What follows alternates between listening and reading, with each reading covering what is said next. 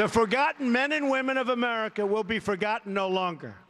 That is the heart of this new movement and the future of the Republican Party.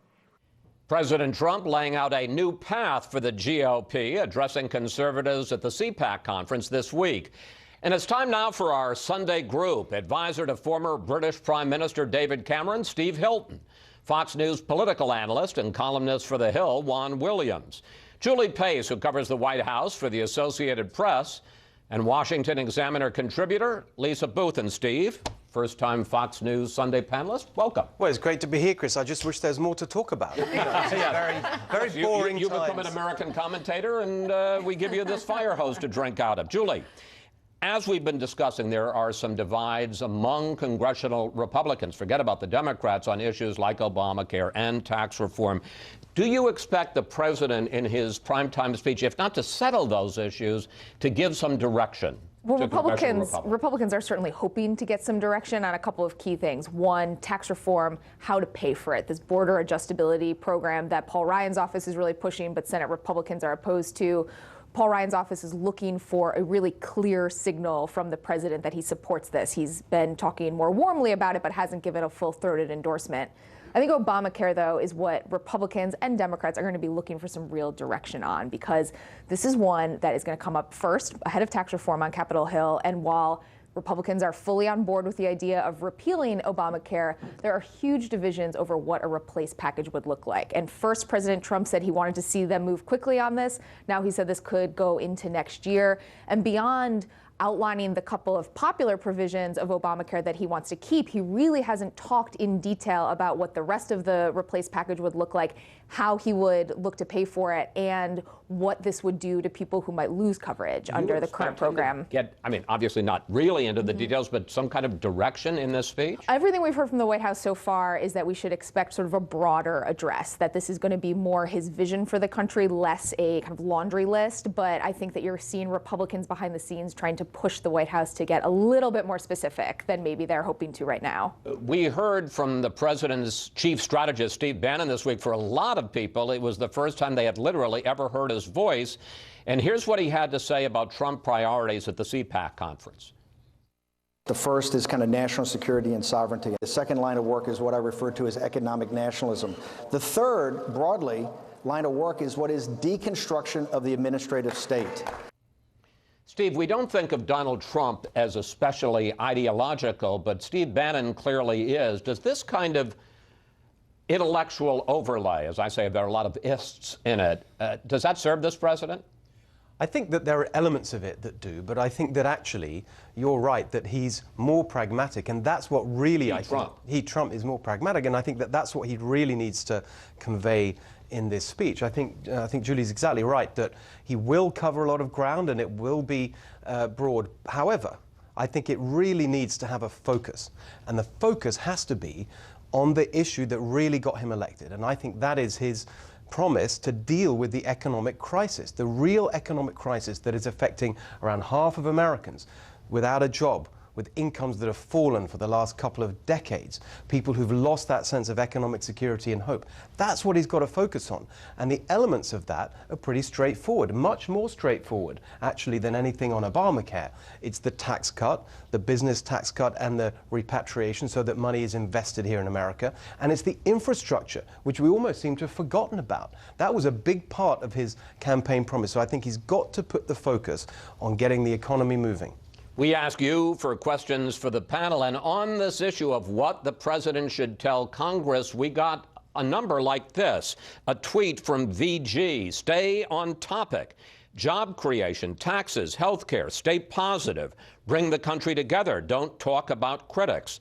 And this on Facebook from Kathy Roberts, it would be nice if he would start to unite this divided country and start a healing process.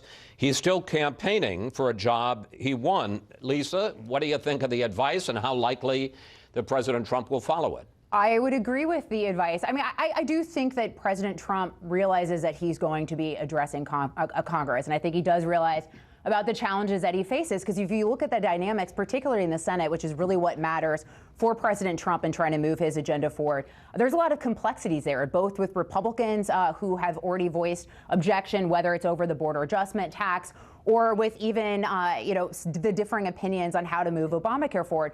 And then you also have those 10 vulnerable Democrats who might also be facing primary challenges to their left. So there's a lot of complexities that he's going to be dealing with. So I think he recognizes that this is an opportunity for him to set the agenda, to lay it out, hopefully offering some more specifics. But I do think that we'll see a little bit more of a positive tone than maybe we saw at CPAC or some of the more recent speeches that he's given. Well, and that brings up the question, Juan, are all of these attacks, because certainly, if not for the first 2 weeks, certainly for the last 2 weeks, so many attacks on the media, so many attacks on political opponents, are they serving this president well politically, or do you think it's getting in the way of his agenda? Well, I think obviously with the base, demonizing the press, it seems to me to be a continuation of the campaign in which he goes after Hillary Clinton, Barack Obama, even the intelligence agencies that are looking into his ties to Russia.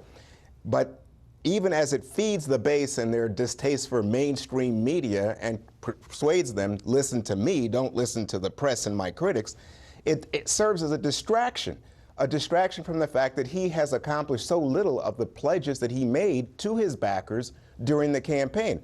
Obamacare, tax reform, build the wall. These things haven't happened. There's a fact check out today, Washington Post, that says he's only done about 10% of all the things that he said he would get done in the first 100 days. Well, it's only been 1 month. Right, yes. But I think that it's critical. I think it's critical to understand he was talking about things that he would get done out of the box that would transform this government, drain the swamp, that there's so little progress on that front. And when we come back to the press, you see a very interesting thing here. The Quinnipiac poll this week showing that despite his constant attacks, saying the press is the enemy of the American people, Steve Bannon telling the press, shut up, you were wrong about the election, so just shut up and listen. Guess what? The American people still trust the press and First Amendment rights more than they trust this president. Lisa? I actually disagree with Juan here, surprising. But no, I think that President Trump actually has a lot of room to run. Because if you look at polling, Democrats are really the only group of voters that trust the media. You look at the most recent Gallup poll regarding the media, only 14% of Republicans trust the media, only 30% of independents. But to a certain degree, that's beside the point. I mean, he's not going to...